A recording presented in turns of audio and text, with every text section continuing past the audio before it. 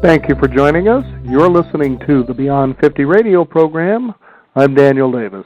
On the program today, we're going to be talking about two men who entered the White House 150 years apart, but seem to be paralleling in a lot of similarities that a lot of people can come to, well, either love or hate. It's up to you. On the program today, we're going to be talking with author Gene Greisman. He's been authored with two other books, The Words of that Lincoln Lived By and Lincoln on Communication. His newest book is Lincoln and Obama. And we'd like to welcome to the Beyond 50 radio program our guest today, Mr. Gene Greisman. Gene, how are you doing today? On your program. Thanks very much. You bet. Now, this is really a compelling read, but here's honestly what I felt myself wanting to do, wanting to get more to the Obama parts. I couldn't help it because it seemed that it was lengthy on Lincoln, but I think probably you did that because you wanted to maybe bring people more up to date on who he was, because when most people think of Lincoln, A, he was assassinated, at the theater, and B, he was somebody who helped to abolish slavery, at least end slavery. But there was so much more to him than that. That is exactly right. Actually, a number of people who have read the book say, oh, wow, I want to get over to the politics part as quickly as I can. Right. But I felt that I should establish the similarities early on, the historical similarities. I will have to tell you, when I thought about doing this book, in fact, first announced it on the syndicated radio show, the host, who was not terribly sympathetic to Obama, he said, you're not comparing Lincoln to Obama, are you? And I said, well, actually, no president but George Washington compares with Lincoln insofar as, say, freeing the slaves, saving the Union, transforming the nation from a confederacy into a nation. But the parallels and the similarities are striking, don't you think? Well, they are. What's really fascinating, obviously, the first one being, they both had tremendous odds to become president. They're the two that, to me, at least when you think especially of Obama in the last, let's say 50 years, when you look at who's been in the presidency, you almost can sense some privilege in some ways, especially, when you consider like the Bush administration. That is exactly right. And you're looking at a lot of old money and so forth, and so you see privilege to where there was a disconnect with what people really needed and wanted. And, when you take a look at, Lincoln and Obama, I mean, you couldn't see two people who were so far removed to give you the idea that you could become president no matter where you start from. And I think that's what makes it inspiring, whether you love them or hate them, that is. Actually, out of nowhere presidents. Right. You're quite right. Neither came from, say, an Adams family or a Roosevelt family or a Bush family. Mm-hmm. They have no connections. They come out of nowhere. Actually, I do one-man play, and in the one-man play, Lincoln makes the point that one reason that he is revered today, he believes, is because people, when they look at him, think, my Lord, if he could do it, so can I. And I think that's a part of the lesson of Lincoln and Obama, and that is that great heights are attainable for ordinary people. Mm-hmm. Now, let's first of all take a look at real basics, for instance, schooling.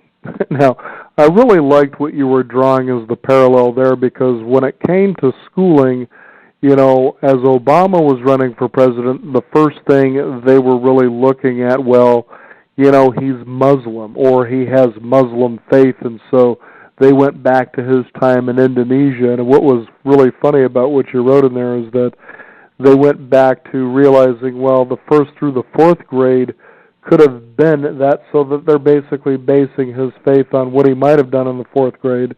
You couldn't do that to Lincoln because he never made it to the fourth grade. I had fun with that particular section because you heard, he was trained as a Muslim and he went to madrasas, and so I checked it out, and it had to all occur in 1 year, right, because he was in Catholic schools the rest of the time in Indonesia, and then he came back to Hawaii to finish his education. So it's quite interesting.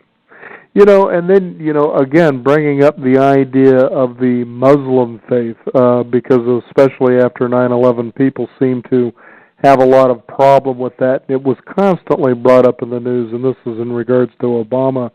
And so this, who was it? It was the CEO of the Graham Ministries, I believe it was, that you mentioned in the book. Talked about, well, look, he was raised by a Muslim father, and so by the Muslim nation, that would make him Muslim. Well, he had really no association, if at all, with his father whatsoever. But it's interesting how these things are always brought up, to sort of tarnish the reality of what the truth is. To delegitimize his presidency, actually. I think that it's important to study both of these men because you can, when you study two presidents in parallel, you learn that a lot of the faults that are found with Obama actually are faults that were found with Lincoln. Almost the same identical words that were used to criticize Lincoln are now used to criticize Obama. Why don't we go ahead and have you talk about some of those? Some of the similarities and parallels? Yes. Okay, let me just tick off a few, and feel free to stop me anywhere along that list that you'd like to talk about. First of all, both of them are lawyers, and that's important because the law is a way of thinking and acting. Number two, they are not born in Illinois, but both of them adopt Illinois as their home. Three, both of them serve in the Illinois legislature. Four, both of them serve briefly in Congress. Five, neither of them has any executive experience prior to becoming president. Six, both of them love poetry. Seven, and this is an uncanny one, Lincoln overtakes the front runner, Mr. Seward, William Seward, for the nomination of his party for the presidency. Seward, by all accounts, everybody thought Seward is going to be the president. Lincoln overtakes him, becomes president. Seward's people and Seward himself are very upset. In the case of Obama, Obama was expected not to be able to overtake Hillary Clinton. She was the odds-on favorite to get the nomination. He gets the nomination, actually quite a very close election. And Hillary's people say, well, we don't know if we're going to vote for Obama. We may just not vote on Election Day or vote for a Republican. As it turns out, Lincoln appoints Seward to be his Secretary of State, and Obama appoints Hillary Clinton to be his Secretary of State. That's interesting in and of itself, but here's where it really gets uncanny, that both of them are senators from New York. So that's really sort of eerie. Do you think there might have been a reincarnation here?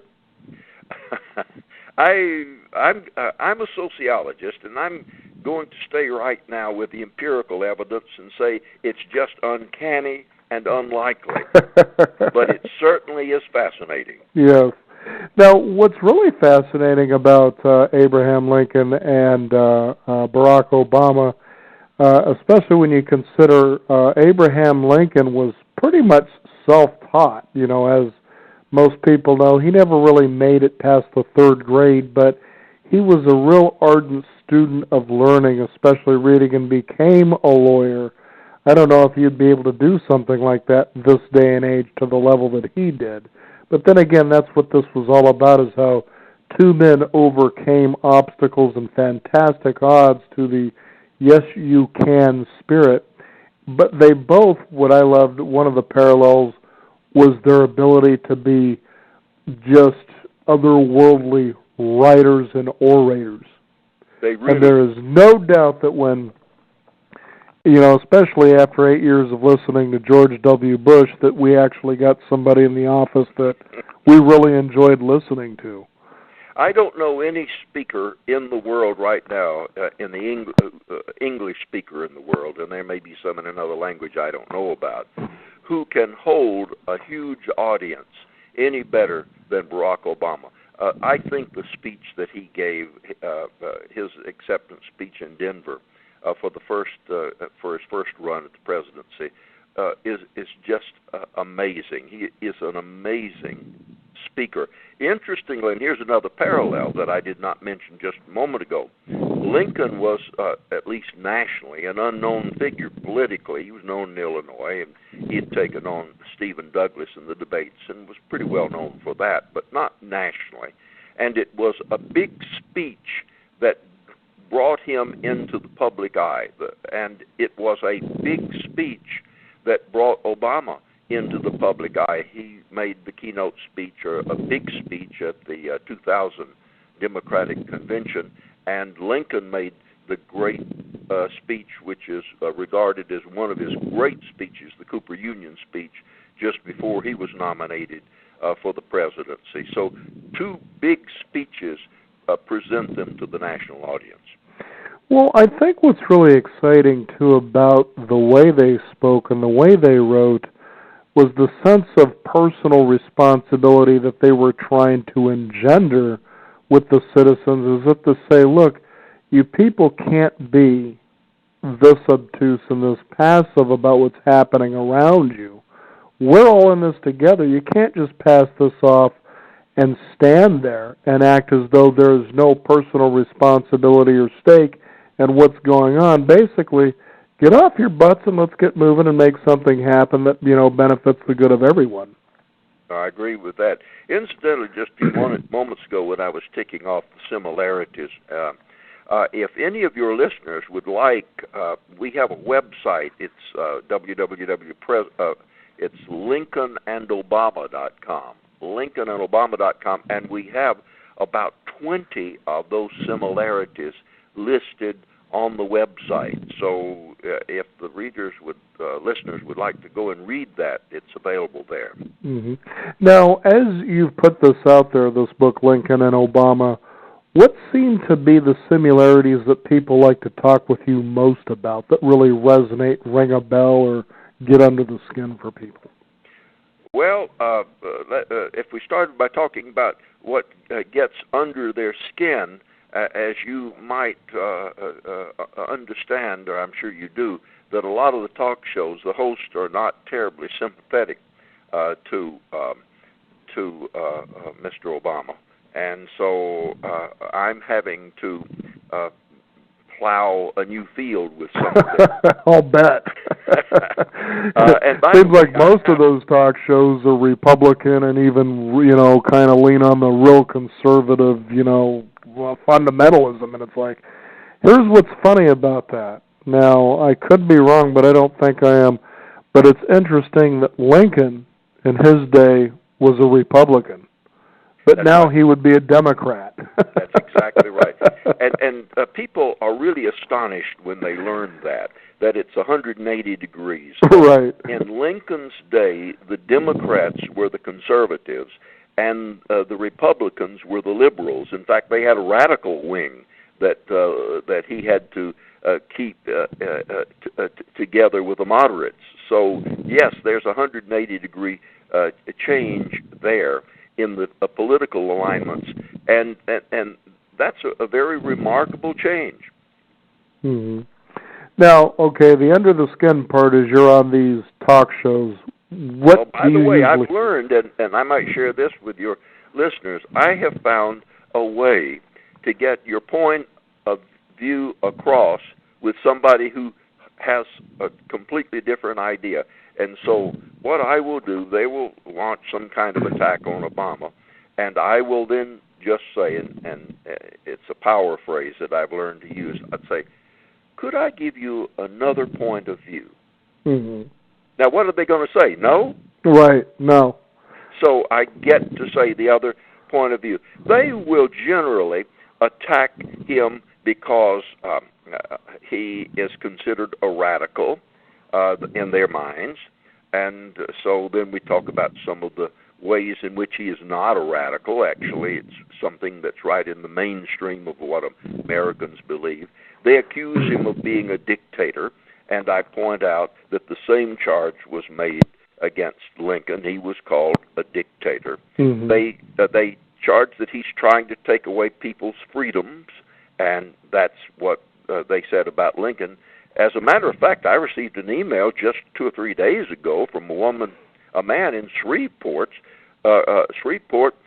attacking Lincoln for taking away the freedom of the people of the South. So that belief has not died completely. Wow. Now, what causes people to feel this way, do you think? I don't know. I was wondering with that email that I received from the person in Shreveport, he said this was not about slavery, this was about Southerners defending their freedom. And I was thinking, what a monstrous irony that they are defending a system which takes away or took away the freedom of millions of slaves and their unborn. Mm-hmm. And they're saying this is, taking away freedom that Lincoln was doing. I don't think so. So let's talk about policies, these under-the-skin things that I'm sure you've had to face, especially when it comes to these talk shows or syndicated shows that you've been on. Ours, by the way, is about 165 stations syndicated, by the way. But anyway, first of all, how about the big one here, taxes? We hear a lot about that. Talk about the similarities on their policies when it comes to this. Well, actually, Lincoln understood that if you're going to prosecute a war, that you can't be cutting taxes, you have to raise taxes. And so the income tax was actually implemented during the Lincoln administration, and it has close parallels to the income tax that we have today. One, it was collected at the point where the income was earned. It was withholding tax. And two, it was a graduated tax. It was not a flat tax. So Lincoln's people understood that you have to raise taxes. Under the Bush administration, they seem to have thought that you could actually prosecute not one but two wars off the books. In other words, not pay for them. And now that the bills have come due, Obama is being blamed for the deficit. Right. And the other thing, too, is when it comes to moving America ahead, back in Franklin Roosevelt's day, the way they turned that around was the infrastructure projects. And here he takes a look at trying to approach the same thing, and he's being called the same names that FDR was called, for instance. That is right. I'll have to tell you a very interesting incident that occurred. Just after Obama was first inaugurated, I did an interview on CNN. And the host, and by the way, if your listeners want to check it out, if they'll type my name, Gene Greisman, in YouTube, they can see the interview. But she asked, what advice would I give to President Obama? That is, what Lincoln would advise Obama to do. And I said, well, I think that, first of all, Lincoln would approve of Obama's emphasis on education, because during the Civil War, the land-grant schools were started. The land-grant, that is, the Cornells and the Michigan States of the world. Second, Mr. Lincoln would approve of what Mr. Obama is doing in the area of infrastructure, because in the midst of the Civil War, the Transcontinental Railroad was begun, and Lincoln believed in infrastructure. Well, the next day, President Obama was giving a speech in Florida, and in that speech he said, let me tell you what President Lincoln did. In the middle of the Civil War, he started the land-grant schools. He believed in education. And in the middle of the Civil War, he started, or the Transcontinental Railroad was begun. He believed in infrastructure. I have to believe that one of his aides was listening to the CNN interview and said, Mr. President, you might want to work that into your speech. I flatter myself, but I think that could have happened. The other thing, too, was religious beliefs. These were two guys that were met with some, I guess you could call harshness, when you think about what their beliefs actually were, but they're kind of separated in time with a little bit of difference. But it goes back to the question that, religion should not have a test on whether or not somebody should be able to get into political office or even become president. And both of those were certainly tested in different ways during both of the processes of them approaching the presidential administration? I have a whole section in Lincoln and Obama on that point. Mm-hmm. Lincoln was criticized pretty widely for his unorthodox religious beliefs. He never joined a church, and in fact, when he ran for Congress, he ran against a really famous Methodist preacher by the name of Peter Cartwright. He defeated him pretty soundly, but Lincoln was criticized for not being a member of a church. In the case of Obama, of course, everything possible has been said about him, even though he is a professing Christian. Billy Graham's son wondered if he said, I don't know how sincere he is in so many words. So a number of people have questioned Obama's religious belief, so it has become a point of controversy. I think it's dying out a little bit now. Do you have a sense of that? Well, it doesn't seem to be as much of an issue because, when I look back at 2007, when you're looking at the presidential campaigns between John McCain and Barack Obama, what I found funny was this, okay? Basically, and it was really sad because I thought John McCain generally was a pretty good man, is that they were stuck with the Lee Atwater tactics of political, I don't know what you want to, just tactics, if you will, where, well, we think it's this, so we're going to keep repeating it until people believe that it's true. Yes. And they fell into the stupid nonsense instead of just running on what I felt McCain really had as a strength, which I thought he had a lot of integrity. But they played this ridiculous game at a time when people said, you know what, we've seen this before, we've had enough, do you have anything really to say here, because this guy seems to. And Barack Obama just simply said, look, they're choosing now to attack me. They don't even know what they want to do anymore. And so it just solidified how stupid the old way of doing things really was. And Abe Lincoln was pretty much the same way. You had to watch out. When it came to the debate, these two were shrewd. They really were. There's a little story that Lincoln tells in the one-man play that I wrote. He's standing up and he says, I was at a political rally and the heckler stood up and said, Mr. Lincoln, tell us everything you know. It won't take but a minute. Everybody laughed and he said, I'll tell you what we both know. It won't take any longer. Which comes down to their senses of humor. And there was some funny stuff that you had here in the book. Yeah, I had several of the jokes that both of them told. Incidentally, one of the jokes, and it's an authentic Lincoln joke that I relate in Lincoln and Obama, it's in the Daniel Day-Lewis movie. He tells that joke very, very well. And I was pleased that it was there, and I was happy at how well he told it. By the way, one of the things I should mention, and this is the reason that I was originally drawn to do Lincoln, I'm interested in what makes a person very successful in their career.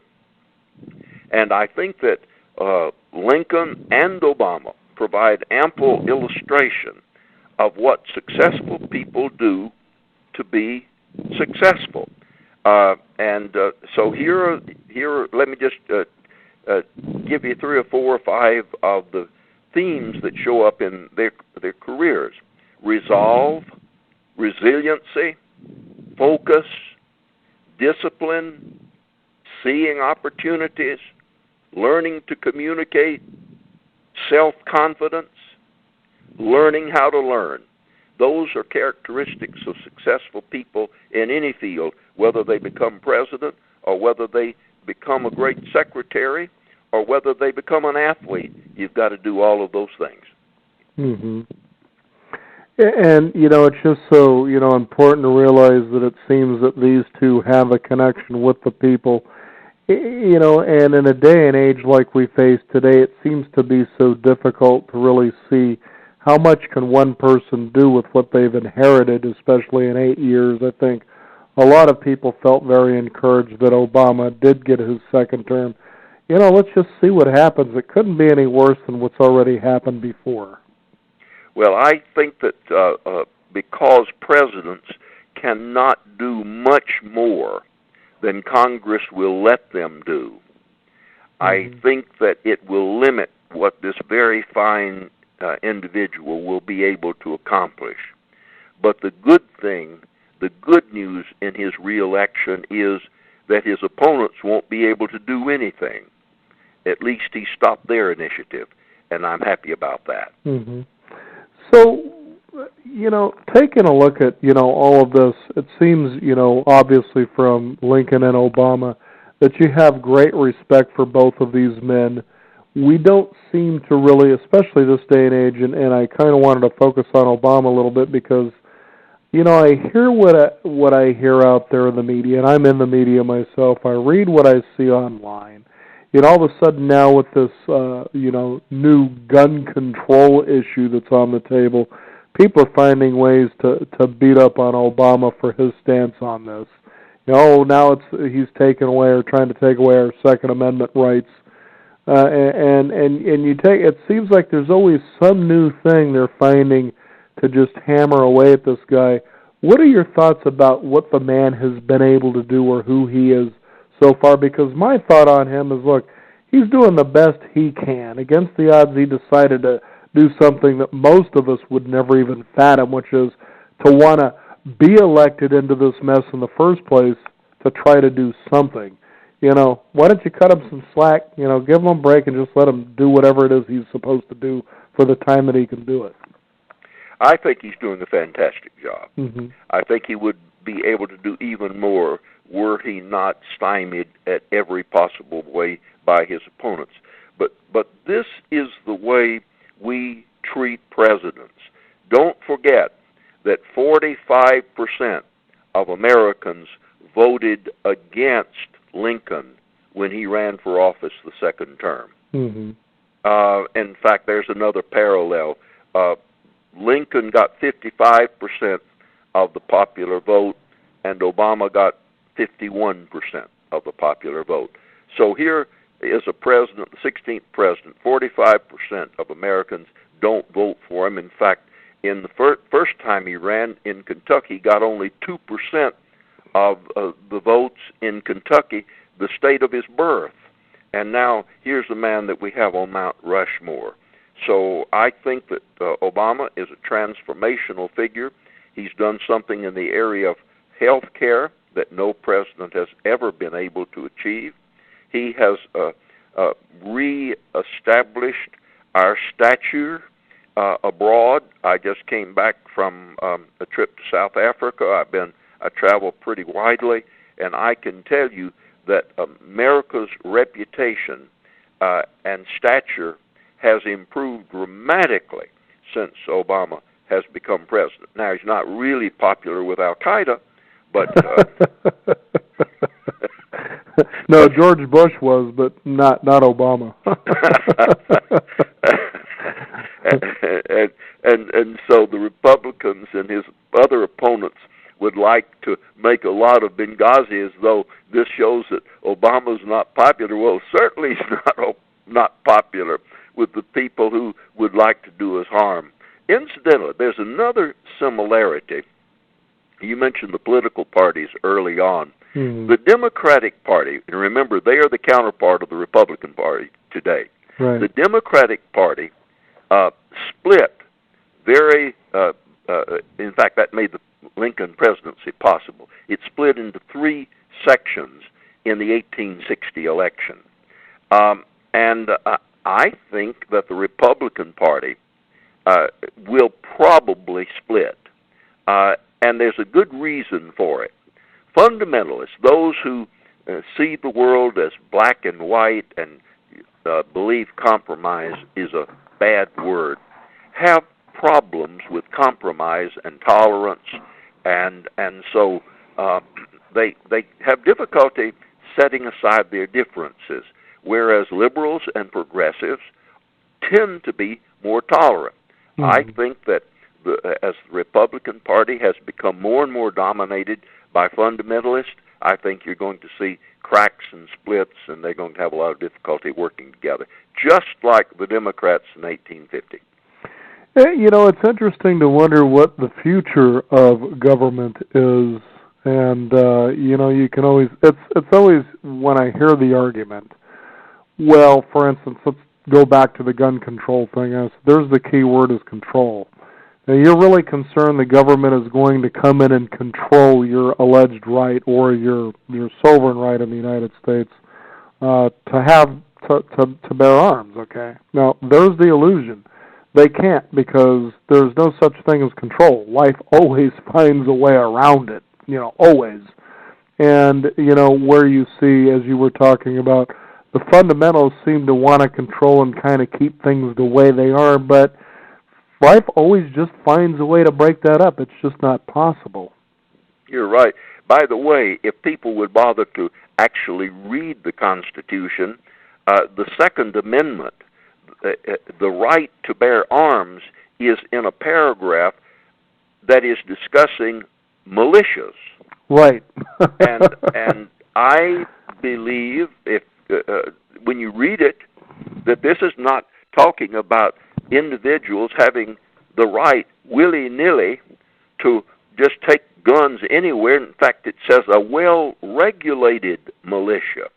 Yeah, that's the words in the Constitution. Similarly, when all the fuss was being made about Obama's birth certificate, and I discussed this pretty fully in the book, it does not say that the president must be born in the United States.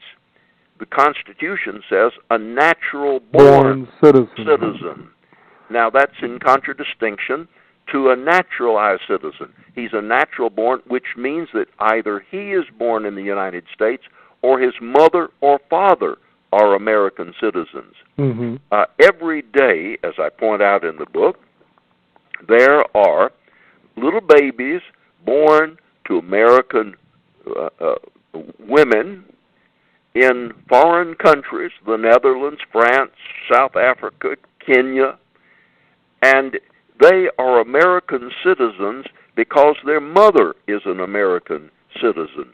So there's no question about the fact that Obama is a natural-born American citizen.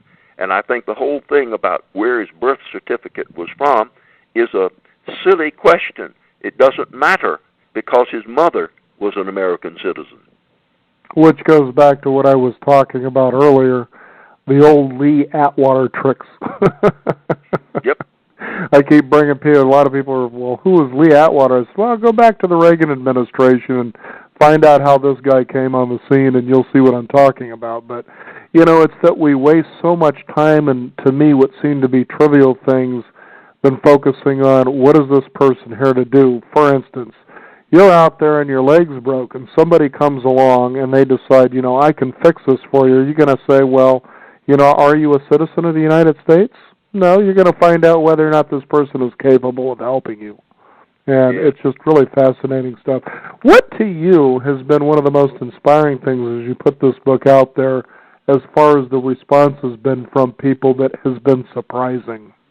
Well, what is gratifying and surprising, I think when people see the similarities, they are struck by how amazing they are. There is a sort of wow feeling when they see them, both the similarities between the two men and the similarities in the times in which they live. The 1850s are very similar to today. So there's a wow factor. I think there's also a feeling that, gosh, I didn't know all this about Lincoln. And to a lesser degree, because Obama has been so much under scrutiny, to a certain extent about Obama. For example, this book dispels a lot of the lies that have been put out there. For example, when I looked into the fact that Obama is a lawyer, and a friend of mine who listens to and is influenced by the Troll Network said to me, well, he had to give up his license because he was getting ready to be investigated for criminal activity.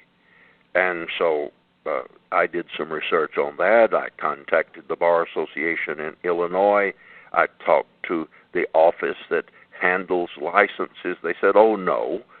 He voluntarily put his law license into an inactive status, and the reason for that is if it's in an active status, he would have had to continue to take continuing education courses. Mm-hmm. So can't you see the President of the United States in a top-level strategy session saying, sorry, I'm going to have to leave you. I've got to go take a continuing education course. How about some of the other ones that you discovered? Well, that's one of the most amazing. And then I think probably just delving into the religious thing, because so much was said about Obama's religion, especially the Jeremiah Wright thing. You see, they tried to have it both ways. Jeremiah Wright, of course, is a Christian minister, a controversial Christian minister, but a Christian minister. So his opponents had to have it both ways, or tried to, that Lincoln was both a Muslim and also an active member of a Christian church. Mm-hmm. So delving into that and seeing the role that religion played, and I also enjoyed looking at the way that John F. Kennedy dealt with the religious issue, and that is saying that this ought not to be the test of whether a person is qualified to be president or not. Mm-hmm. Nor should a person of the presidency be influenced, and in his case he was Catholic, by the Catholic Church any more than if it's a Muslim president or if it's a Christian president or a Baptist or any other sense or form, that sort of a thing. Nor should a church of those areas be influencing the votes of those people in those churches. Yes.